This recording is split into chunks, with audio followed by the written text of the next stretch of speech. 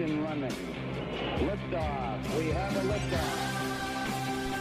Good evening. Welcome. It is Eric Erickson here, Atlanta's Evening News. The phone number, 404-872-0750, 1-800-WSB-TALK. And we've got Beto O'Rourke running for president, coming as a surprise to no one. But before we get there, a bipartisan majority just rejected the president's emergency declaration. Now, this doesn't mean that the emergency declaration is tossed. What it means is that the president has to veto this resolution in order to sustain his emergency. And he's already tweeted out veto, one-word tweet. This may be the first time he's ever tweeted one word. But 11 Republicans voted with the Democrats for this resolution. Is some surprises in who did and did not vote. So who voted with the Democrats, saying that this was not an emergency? Lamar Alexander of Tennessee, Roy Blunt of Missouri, Susan Collins of Maine, Mike Lee in Utah, Jerry Moran of Kansas, Lisa Murkowski of Alaska, Rand Paul of Kentucky, Rob Portman of Ohio, Mitt Romney of Utah, Marco Rubio of Florida, and Pat Toomey of Pennsylvania, Roger Wicker of Mississippi. None of them, it should be noted, none of them up for re-election in 2020. And that leads actually to a couple of surprises. One, interestingly enough, Ted Cruz actually waited to look at the majority, waited until the end before he cast his vote. A lot of people laughing at him over that. Surprisingly, Marco Rubio voted to end the emergency declaration. Ben Sasse, guardian of the Constitution as he is, did not. And a lot of people taking that as a signal from Ben Sasse that he is running for re-election in 2020, trying to minimize a challenge in a primary. He released a statement. In his statement, he said, "We have an obvious crisis at the border. Everyone who takes an honest look at the spiking drug and human trafficking numbers knows this, and the president has a legal path to a rapid response to the National Emergencies Act of 1976. I think the law is overly broad, and I want to fix it, but at present, Nancy Pelosi doesn't. So I am therefore voting against her politically motivated resolution. As a constitutional conservative, I believe the National Emergency Act currently on the books should be narrowed considerably. That's why I'm an original sponsor of Senator Lee's legislation, and it is why I have repeatedly gone to the White House to seek support for NEA reform. I urge the majority and minority to assist in moving this legislation through," but otherwise he's voting for the resolution. So there you have it with Ben Sasse. Now, what will the effect have? Well, this will go now once it's embossed by the House and the Senate. It will go to the White House. The president will veto it. Because the legislation originated in the House of Representatives, it will go back to the House of Representatives where there are not enough votes to override a presidential veto. So the emergency declaration will continue. Lawsuits will follow. Many of the lawsuits were considered not ripe until such time as this issue was dealt with in the Senate. Tom Cotton pushing out, the Democrats say declaring an emergency, a national emergency is lawless, but for an act to be lawless, one actually has to act outside the law. On the contrary, the president is using clear statutory authority delegated to him by Congress. So there's your breakdown. Now, before we move on, and we'll come back to this, I'll take your calls on this as well, 404-872-0750, 1-800-WSB-TALK. But we need to focus just a few minutes on Beto O'Rourke. Now, we need to review the last 6 months. Beto O'Rourke ran against Ted Cruz. He was a media darling. In fact, I think it can be argued that Beto O'Rourke running against Ted Cruz in Texas overshadowed Andrew Gillum in Florida and Stacey Abrams in Georgia enough that he deprived them of funds they could have used to win in close races. But he was the media darling. He was the pretty white boy who ran. The media loved him because he drops the F-bomb and gets on a skateboard. Well, let's review Beto O'Rourke's record of statements over the last 6 months. Do you foresee yourself one day running for the President of the United States?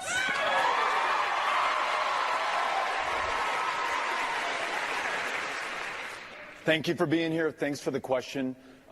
Dana, since this is the last segment, asked me to be brief, and so I will. The answer is no.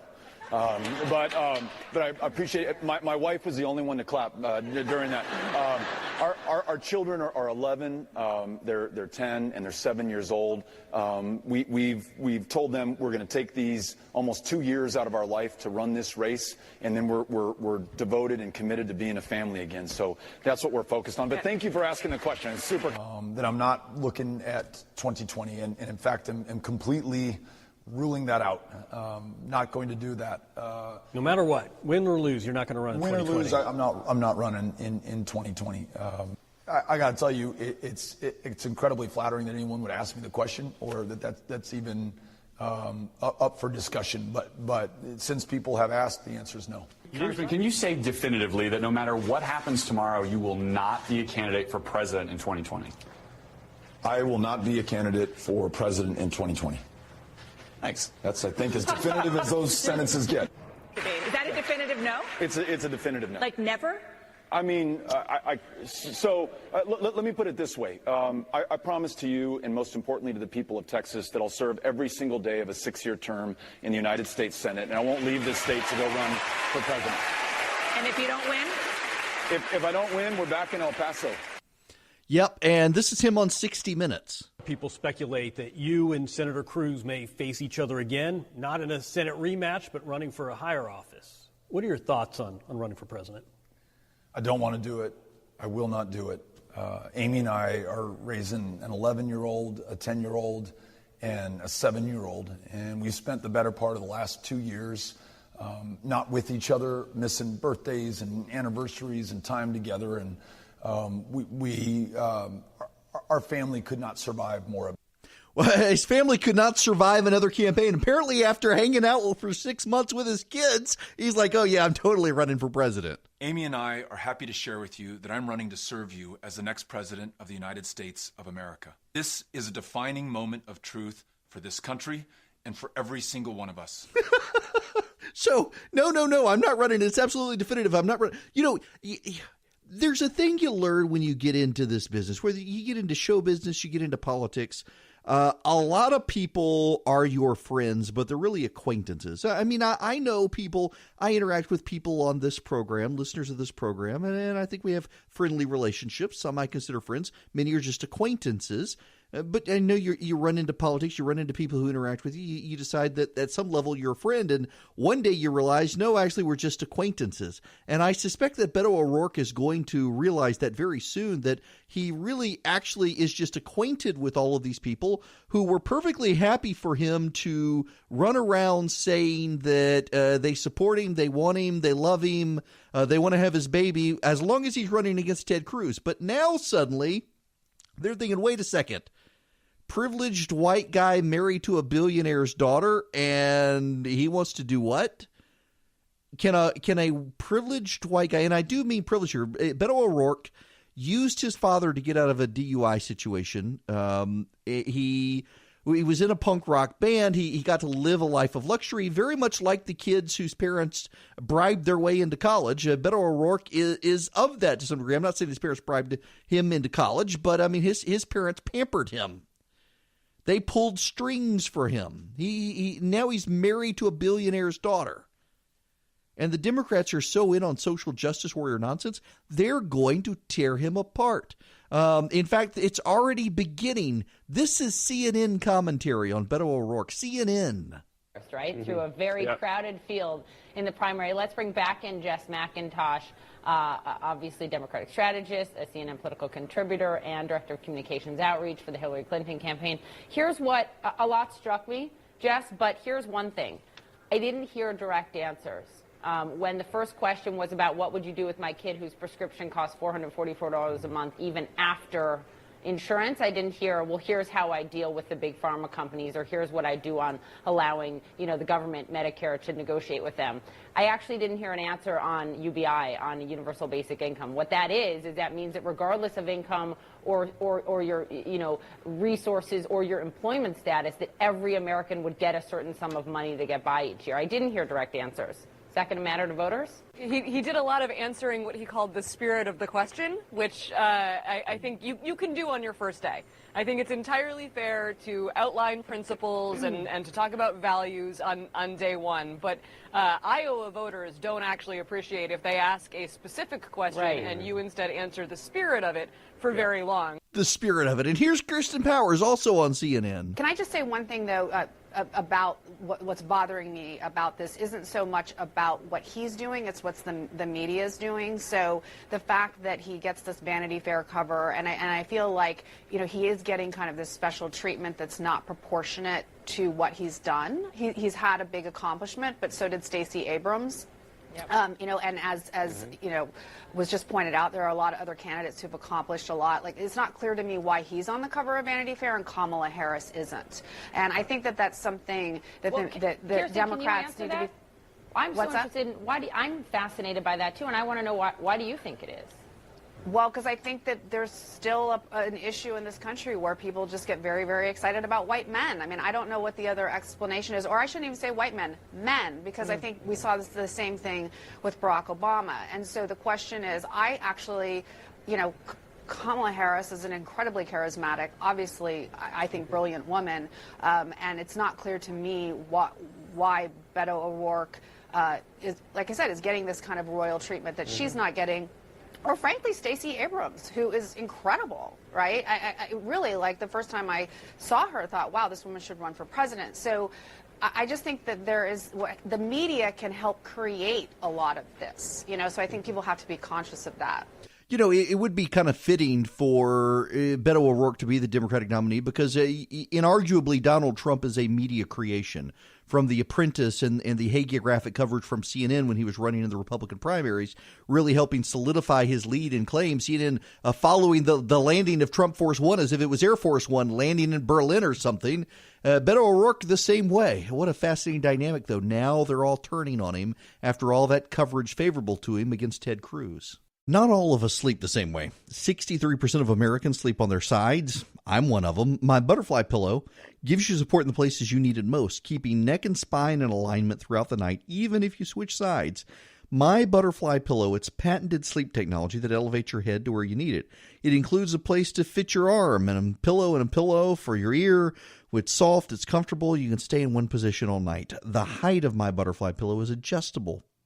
Do you fall asleep to white noise, meditative sounds? My butterfly pillow has Bluetooth adapted night owl speakers so you can listen to music, sounds, or even smart TV.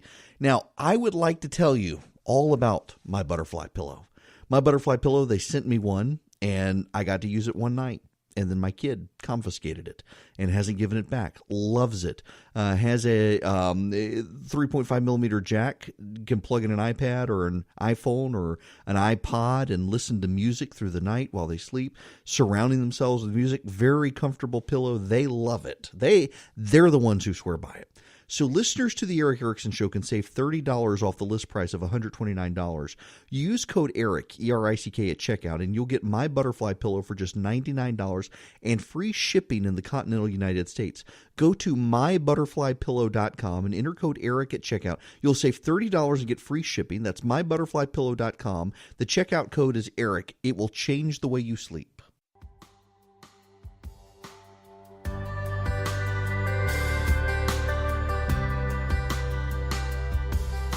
I don't know where all of this is coming from on the Democratic side. Well, why are they doing this? But suddenly Democrats everywhere are coming out for 16-year-olds voting. Here's Nancy Pelosi. Personally, I'm not speaking for my caucus. I myself have always been for lowering the voting age to 16. I think it's really important to capture kids when they're in high school, when they're interested in all of this, when they're learning about government, to be able to vote. What? No. We have this idea in this country baked into our common law that you've got to be old enough to be able to understand your actions.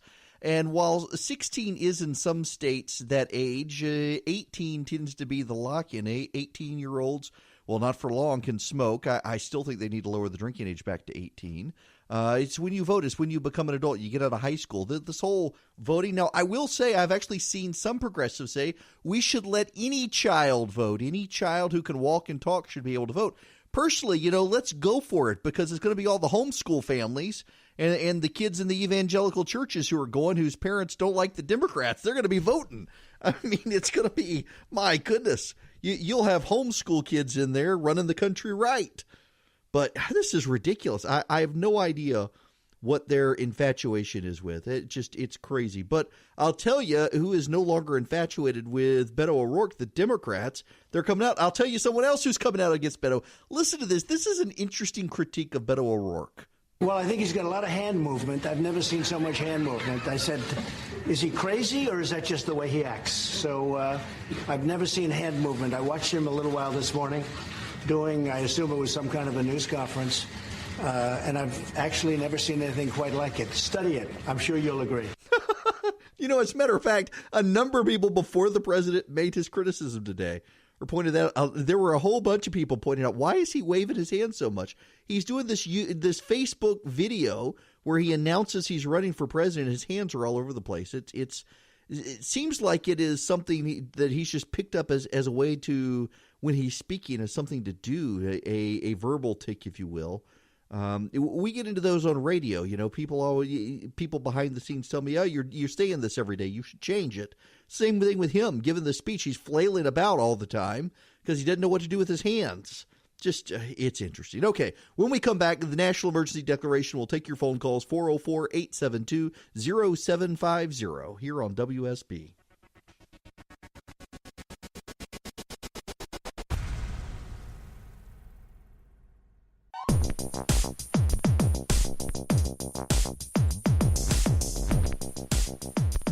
I apparently chose this song. I apologize. I don't know why. Welcome back. It's Eric Erickson here. Wow. That one slipped in there somehow. I guess I accidentally clicked the heart button on iTunes. The phone number here, 404-872-0750, 1-800-WSB-TALK. I'm sorry. I got to play a little more of this Beto O'Rourke hate because I'm fascinated by it. And the reason I'm fascinated by it is because of how much love the media has given to O'Rourke. He clearly believed the press coverage. Never, ever believe your press coverage, and yet he did. The media is going to have priapism for a few more days dealing with Beto O'Rourke. They don't know what to do. They love the guy so much, as Rush Limbaugh would call it, mediagasm. Now, I gotta discuss something, an angle here on O'Rourke, and I just want to full disclosure for parents with children in your car. I will do so in an appropriate manner, being mindful of you having kids in your car. Beto at one point in his life fessed to being a furry. If you've ever been to Dragon Con, you may know what a furry is. I was actually sitting at the Taco Mac over at Phillips Arena one time, had to be on CNN, was taking a break, went downstairs to grab some nachos to eat, and in walk the furries there for Dragon Con. The people who dress in animal costumes, and they hang out. They do things. Some things they should not be doing that they do. Let's just say you don't want to take a blue light to the furry costumes in some cases. Well, Beto was one of them. Yes, I cannot wait for President Trump's furry tweets. I cannot wait for it. It is going to take his Pocahontas tweets to the next level when he gets to the furry tweets. I'll never forget, I think it was 2010, 2011, the year before Andrew Breitbart died. He and I were at a meeting together, the Club for Growth, down in Florida, and we had to explain to Mike Lee, then the newly elected senator from Utah, or no, I think he was actually campaigning to be senator of Utah. We had to explain to him what a furry was. It blew his mind. Nonetheless, so let me just read you some of the Beto O'Rourke headlines from the past year. Logan Dobson, a political guru in Washington, put these together on social media, and this is the Beto O'Rourke coverage. This one is from Texas Monthly.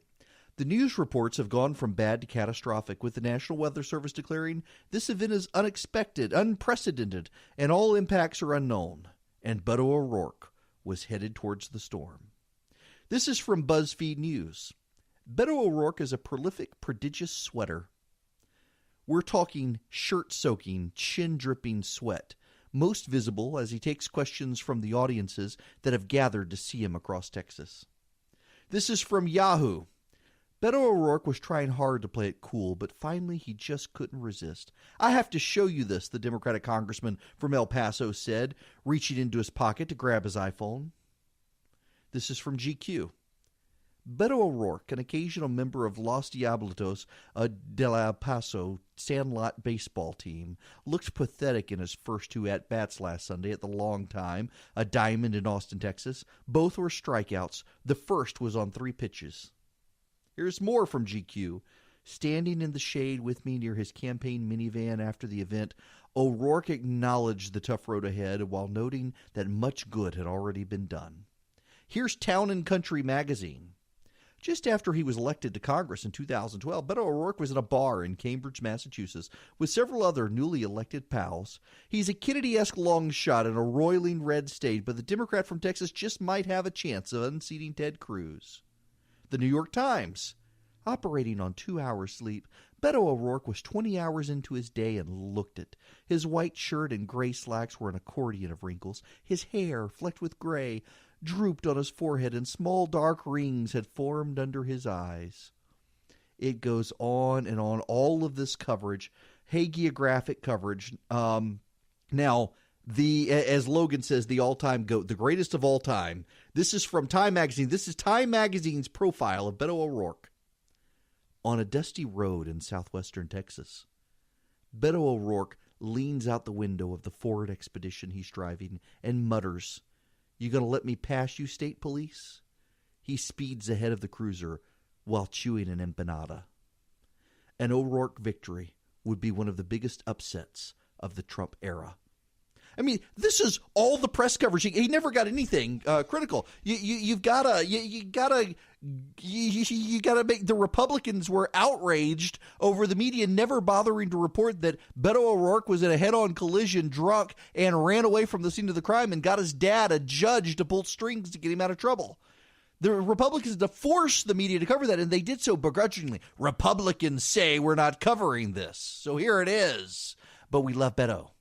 And so now suddenly you've got this. I mean, here's a Democratic CNN contributor. Beto O'Rourke kind of left a light footprint when he was in Congress, didn't really do much. He talked about that, I think, in the Vanity Fair article. Essentially said, well, they weren't in the majority, so it was difficult to get things done. He was just a, sort of a backbencher congressman, so he doesn't have much of a legislative record there. But that was, I think, fascinating to see Sherrod Brown's reaction there. You have had much more of a reaction to the prospect of Biden, for instance, getting in, because he has had, such a long relationship with folks on the Hill there. And I think it also does get at sort of like, what is Beto O'Rourke's argument for why he should be president? One of the things he says is that he can bring people together. He's a good listener. If you look at that Vanity Fair article, it's a lot about him. It's a lot about how he is so, kind of energized by the crowd there and the masses of people he's able to gather there. So I think you have a field that is a lot of, experienced folks, people in the Senate, people with a lot of accomplishment, people who know policy really well. And so that is going to have to be something that I think Beto O'Rourke works on as he works his way through this race and through this primary. In other words, he's unaccomplished. They're finally saying he's unaccomplished. They're finally admitting it after all the building him up against Ted Cruz. Now, they kept referencing Sherrod Brown. What does Sherrod Brown say? Remember, Sherrod Brown, he is a senator from Ohio, Democrat, progressive, but deeply connected to blue-collar workers. A lot of people were disappointed he didn't run, and he's not running because he wants Joe Biden to run. Listen to Sherrod Brown on Beto, a guy who backed Beto O'Rourke against Ted Cruz. I want to get your reaction to Beto O'Rourke's announcement that he's running for president. I have no reaction. I just, one more gets in the race. One more. No reaction at all. Unreal. I want to play this full Sherrod Brown clip because he goes beyond Beto O'Rourke and gets to a problem the Democratic Party has. Listen to this. I want to get your reaction to Beto O'Rourke's announcement that he's running for president. I have no reaction. I just, one more gets in the race. bring them in. It'll be an interesting primary fight.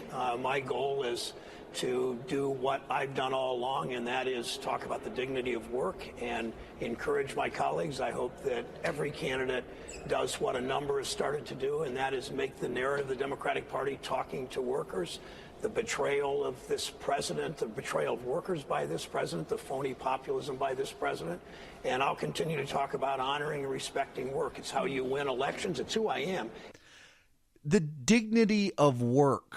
This is a real contrast between him and Alexandria Ocasio-Cortez, for instance, who believes that we should let the robots take over so none of us have to go to work. There's a real dignity in work that a lot of Democrats don't seem to get. He does.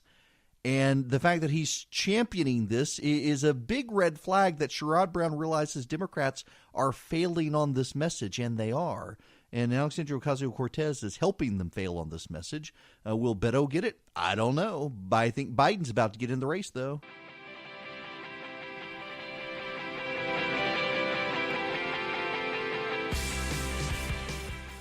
And now I'm going to the phones to Ron, calling from Athens. You're going to be up next. Hey, Welcome, Ron. I mean, that's me. Yep. Hey, Eric. Something that I haven't heard anybody address with the new Green Deal yet is what are we going to do with our Defense Department, more like aircraft and aircraft carriers and all these planes? We're going to strap solar panels on the Ron, top of the fighter, we or won't what? we won't need those when we go to the Green New Deal. We found world peace, have we? Yes, they're going to rename the Defense Department the Peace Department. Yeah. All right. Yeah, listen, no, that they would love to scrap the military. I mean, these are people who believe that the Air Force should have to hold bake sales to raise funds for new aircraft instead of having schools do it for new band equipment. No, these people aren't serious. It's ridiculous. More deep thoughts by these geniuses who really would love to wipe out the military. And now, Deep Thoughts by Alexandria Ocasio-Cortez. I mean, it's true. It's like we need to take a look at factory farming, period. It's wild. It's not like to say we're going to force everybody to go vegan or anything crazy like that, but it's to say, listen, maybe you shouldn't be eating a hamburger for breakfast, lunch, and dinner. Let's keep it real. That was Deep Thoughts by Alexandria Ocasio-Cortez. Relatedly, all the Democrats said, no, we're not going to impose veganism on people. Remember, she wants to get rid of farting cows. She wants to pay farmers to stop actually raising animals and instead raise vegetables. Well, they said, no, don't believe it, we're not trying to do this. And then here comes the mayor of New York, Bill de Blasio. And he's announced that citywide in public schools, they're imposing meatless Mondays. That's right.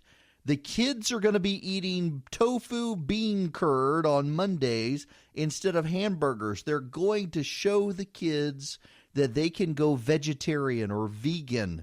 This is nonsensical. Yet again, using schools to propagandize for the left, getting rid of protein in schools. All these kids from underprivileged, poor families going to schools dependent on school lunch programs to keep their kids healthy, to give them protein. And what are they going to do? They're going to get rid of the protein. They're going to get rid of the meat. They'll substitute with some sort of vegetarian protein garbage that the kids aren't going to want to eat. They're going to turn their noses up to. We're going to have a bunch of starving kids in New York schools. Man, yeah, I hope somebody's tracking violence in New York. I suspect that Mondays are going to be hangry Monday violence after school. The gangs are going to be all over each other. All the gang members who are in public schools going out and being hangry because none of them want tofu for lunch. In addition to all the other kids, just unreal. They want to do this, experimenting with their left-wing nonsense on kids' lunches. Pitiful. But that's the left for you. They tell you in public we're never going to do this, and then behind the scenes, that's exactly what they do. Impose hangry Mondays on public school kids in New York City. I feel sorry for the teachers. And the parents. Your teachers are going to be there all day with kids who've refused to eat their tofu. They're going to have a bunch of angry kids, upset and hungry, And then the kids are ultimately going to go home in the afternoons and be starving. But they don't care. They're getting rid of cow farts in New York City. At least that's what they think. Pathetic. Now, when we come back, we've got to shift gears. There's a little more on the school scandal, and we got to get into state legislative matter. The fetal heartbeat legislation, they're considering it right now up underneath the Gold Dome. I'll bring you the latest.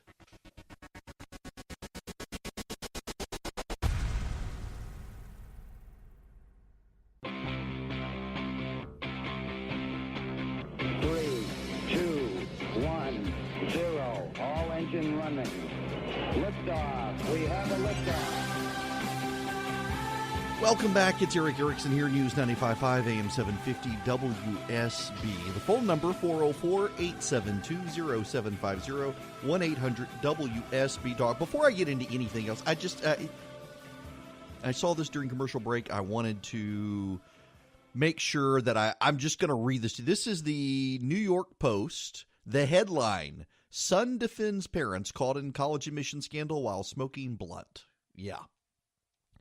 Maybe this is why Gregory and Marcia Abbott allegedly bought their daughter's way into college. Their, in air quotes, rapper son, Malcolm, popped out of the family's Fifth Avenue building to smoke a giant blunt while defending his parents and bragging about his latest CD. Quote, "They're blowing this whole thing out of proportion," end quote, said Malcolm Abbott outside the home that overlooks the Metropolitan Museum of Art. Quote, "I believe everyone has a right to go to college, man," close quote. In between drags, Malcolm, whose father is the founder of Food and Beverage Distributor International Dispensing Corp., admitted that he didn't go to college. The toker, who sports a ponytail and raps under the name Billa, then shamelessly plugged his music. "Check out my CD, Cheese and Crackers," he said, of his 2018 5-track record that includes a song titled "If I Lost My Money." That kind of encapsulates this entire story, does it not? What more need be said than the loser failed rapper's white rich kid son of a multimillionaire who lives across the street from the Metropolitan Museum of Art in New York City comes outside to smoke his marijuana and say that his parents were getting a raw deal. Wow. You know, I'm finding that the people involved in these stories really do fit the stereotypes that you would think of. Now, we got to move on. There is a story. It's not even a story. It's an opinion piece. It's in USA Today. The headline is "A Donald Trump coup if he loses in 2020. With all the norms he's busted, don't rule it out." The subtitle here is "Cohen fear about a peaceful transition is worth considering, giving Trump's attacks on judges, Congress, and the media, and the criminal trials that he may face." Jerry Goldfeder and Lincoln Mitchell are the op-ed contributors. Now, who are these people? Jerry Goldfeder is a New York elections attorney who teaches election law and the presidency at Fordham and the University of Pennsylvania Law School. He was a consultant on CNN's Race for the White House in 2016. Lincoln Mitchell teaches the political science department at Columbia University. He is the author of several books, including The Democracy Promotion Paradox. Okay, their basic point is, what if Donald Trump loses in 2020 and refuses to vacate the White House? Do you know what happens if Donald Trump loses in 2020 and refuses to vacate the White House? The new president on January 20th, 2021 at 12 p.m. Marches the Secret Service in there and drags the powerless Donald Trump out of the White House. You know, if Donald Trump refuses to leave the White House on January 20th, 2021, it's not like the power flows through the White House. No, the power flows through the Constitution to the man. So the new guy shows up at the inauguration, gets sworn in, and at noon, the football moves. You know, the nuclear football with all the secrets. The military now suddenly, they're not sworn to uphold, protect, and defend the President of the United States. They're sworn to uphold, protect, and defend the Constitution of the United States. It would require the military apparatus to go along with him doing this. The whole thing is a scare scenario and irresponsible fear-mongering, and USA Today, frankly, should be ashamed of giving people this coverage. Juan Williams went down this road a couple of weeks ago, and it's absolute nuts. There is no basis for this, and yet this is where they're going. Folks, it can't happen. And I realize there are liberals out there right now. Don't at me, don't call me. This can happen. Yeah, okay. If the military agrees, if the Congress agrees, if the Secret Service agrees, if the White House catering staff agrees, All of these people, you would have to, and we would have bigger problems than that. Donald Trump saying he's still the president doesn't matter, because at noon on the 20th day of January, after a federal election for president, the new guy becomes president, or Donald Trump stays president if he wins. He can't just stay in the White House, in the Oval Office, barricade himself in and say, I'm the president. There are all these other players out there. You know how you get these fear scenarios? You get these fear scenarios by people becoming convinced that the presidency is the be-all, end-all of power. That the focus of power in this country is not through the Constitution, but through a man. That's where you get these scenarios. And we see this with liberals now, thinking that the presidency is something above the chief executive officer of the United States and is some sort of greater figure. They embodied that with Barack Obama, and now that's causing them to fear Donald Trump. It's nonsensical, but that's where we are. It's also irresponsible. Speaking of power and holding on to power, just a tip of the hat to Jeff Duncan, the lieutenant governor in Georgia, who is offering up a constitutional amendment to limit the tenure of the lieutenant governor. Under the Georgia Constitution, the governor is term limited to 2 terms. The lieutenant governor is not term limited at all. Zell Miller served as lieutenant governor for 4 terms before deciding it was his turn to run for governor. And Duncan wants this term limited. He argues that the lieutenant governor is part of the executive branch. That could get him some problems. I'll explain here in a minute. But that the lieutenant governor is part of the executive branch. As a result of that, he should be term limited just like the governor. He will have to have a bipartisan coalition go along with this. He may be able to pull that off. I'm not sure. If he does, though, good for him for limiting his own power, limiting his own tenure. It would coincide, I think, the way they structure it with the governors. So essentially what it would also do is set up the lieutenant governor for a pattern of natural succession to become governor, because the term limiting would coincide along with the presidential term limit, or the gubernatorial term limiting. So when the governor's 2 terms are up, the lieutenant governor's 2 terms are up, and it would set up natural flow for the lieutenant governor to say, okay, time to run for governor. I'm term limited out of this job. Now, there is a catch that must be contemplated, and that is that by him saying he is part of the executive branch, well, the Freedom of Information Act rules in the state do not apply to the legislature. They apply to the executive branch. If the lieutenant governor is saying he's part of the executive branch, well, then his office is open to Freedom of Information Act requests, which would be an interesting fight to have given his statements. We'll see.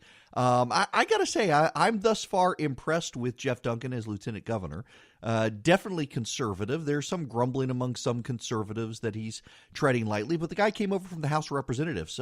For years, I mean, you got to understand that the way the dynamic works in bicameral legislatures is that the House and Senate look at the parties within and say they're the opposition. They look at the body across the hall and say they're the enemy. So for years, the senators have been looking at the Republicans and Democrats, calling each other the opposition. They've been looking across the hall at the state house saying they're the enemy. So here comes somebody from the enemy's camp to be the lieutenant governor and preside over the Senate, and he's got to kind of tread lightly there. It's just the nature of the beast. But he's doing a good job, I think. And steering the fetal heartbeat legislation to Renee Unterman's committee was a good call. I'm impressed so far with what Jeff Duncan is doing and his willingness to restrain his own power. Now, all that said, when we come back, there is state legislative news and there is an update on the fetal heartbeat legislation. I will provide you all of that momentarily.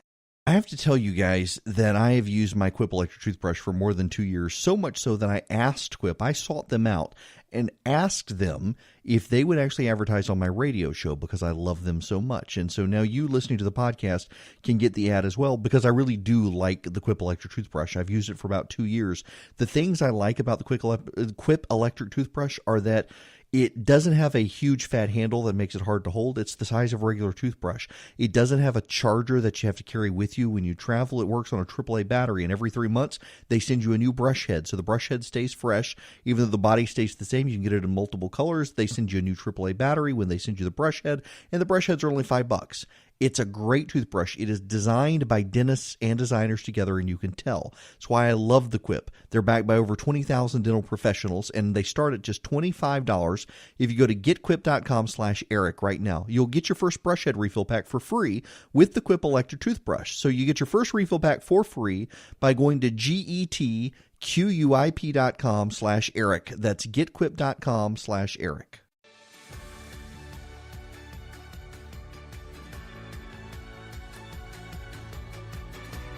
Okay, I lied. I've got to go back to the college cheating scandal because the Wall Street Journal just dropped the story. And I apologize. There are some of these things I'm finding funny, and I start to laugh, and I have to catch myself if I sound like I'm choking on air because I'm going to start coughing, even with all the pseudoephedrine. That could send me on another tirade here in a minute on trying to buy pseudoephedrine. Like you're a drug dealer or something. It's obnoxious. Nonetheless, so the original tipster on this college admissions scam is someone named Maury Tobin. He lives in Los Angeles, was being investigated for a pump and dump investment scheme. Now, what is pump and dump investment scheme? Get your minds out of the gutter, people. Nope. So this is a he inflates the price of stock. Goes in as a group. They inflate the price of a stock. So that they can then dump it and sell it at a profit. They pump up the price, and then they all dump it together and reap the profit. So feds were investigating that, and in an effort to try to obtain leniency, lets them know that the Yale University women's soccer coach was willing to take a bribe to put their daughter on the soccer team, allegedly, in order to get her into Yale. Man, den of thieves selling each other out here. That's what started this whole thing. Now, Tobin is apparently not going to get in trouble for this, and it doesn't appear that he did actually bribe the soccer coach to make this happen. So he may have ripped off people, but he didn't actually get his daughter. And I saw someone online earlier saying that it would, if you know the George Clooney movie Up in the Air. What a depressing movie. He flies around all the time firing people. He's basically outsourced firing for human resources. They fly him into a company and he fires people so the people in the company don't have to sit there and stare into the eyes of the people they're firing. So someone noted, it would be entirely plausible for a legal profession to basically be the person who flies in to summon the kids of a parent and say, listen, your parents been telling you all the time that you are good enough and you really are brilliant. Actually, they think you're stupid and you're not going to be qualified for college and they're cutting you off. And maybe some of these rich parents need that. This whole phenomenon of prestige parenting. I will tell you, when I was a practicing lawyer, I helped a mock trial, or I guess I should say it was a high school debating team, and it was at a very, very well-to-do private school in our area. I'm trying to be delicate here because I don't want to give away details and whatnot, even though it was 20 years ago.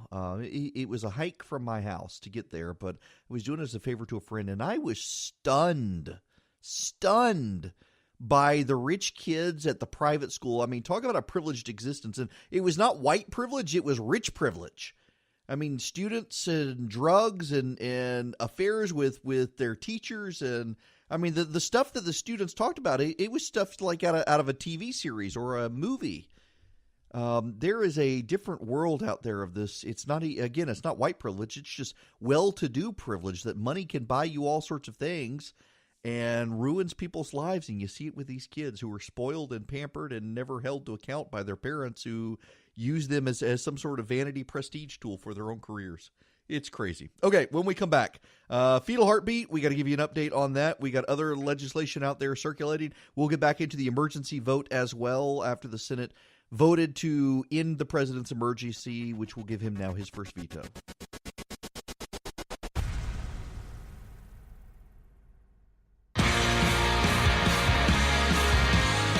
Let me bring you up to speed on a couple of issues in the state legislature. The legislation is now headed to Brian Kemp.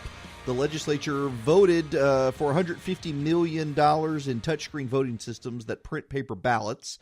The Senate had made some changes to the initial legislation. The House voted to approve those changes, largely along party lines. The governor is expected to sign it. One thing to note, the Democrats are saying, and I got to tell you, just for those of you who are new to the program, I was an elections lawyer for a number of years, involved in elections around the state, mostly defending elections for the Secretary of State's office and local boards of election.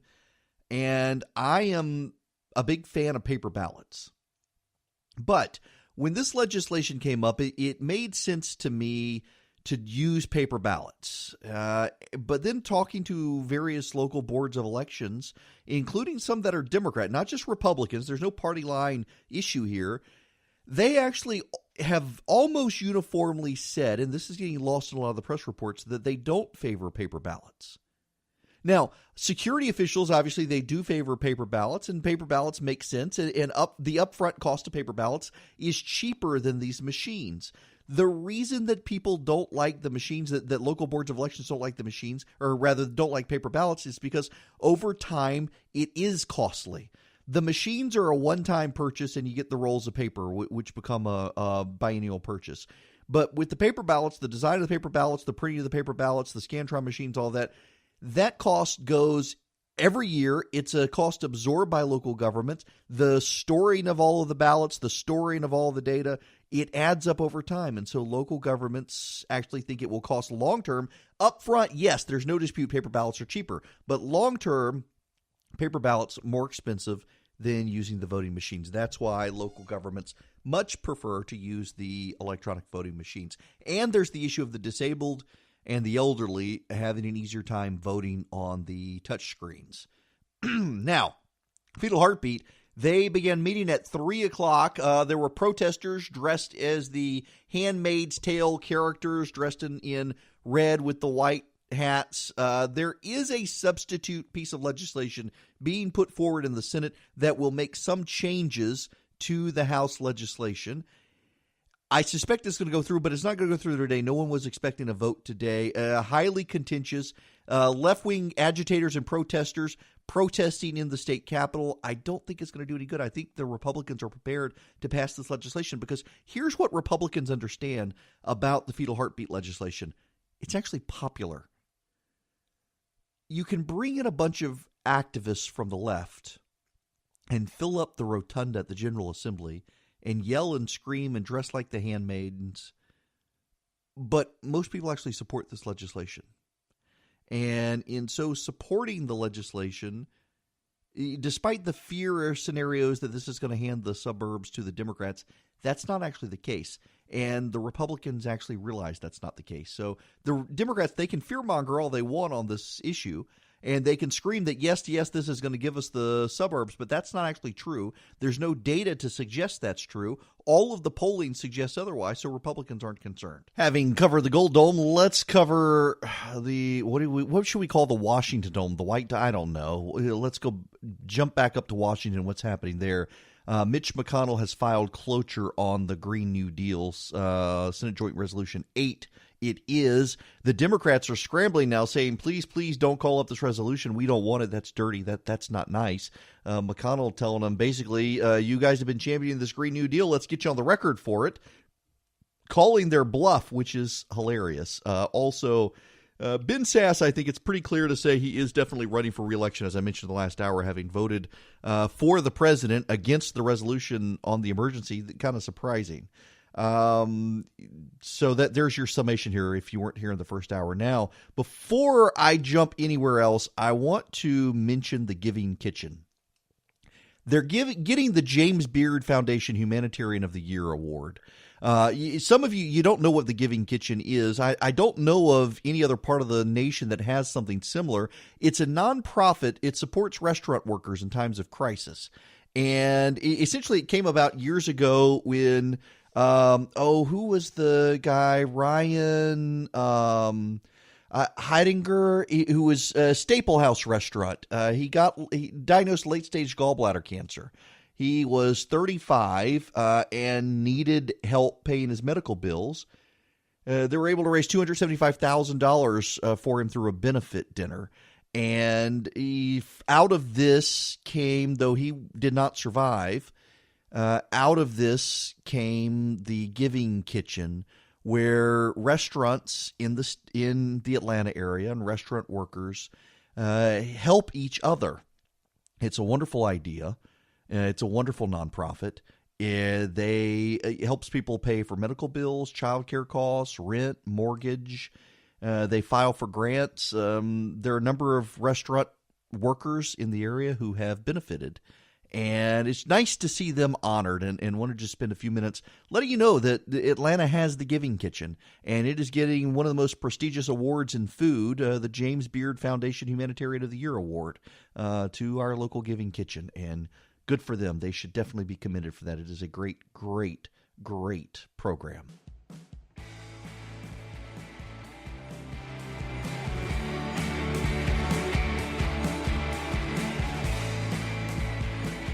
Somewhat related to the Giving Kitchen, we had a meeting in the office last week, just planning out the rest of this year, things we want to do.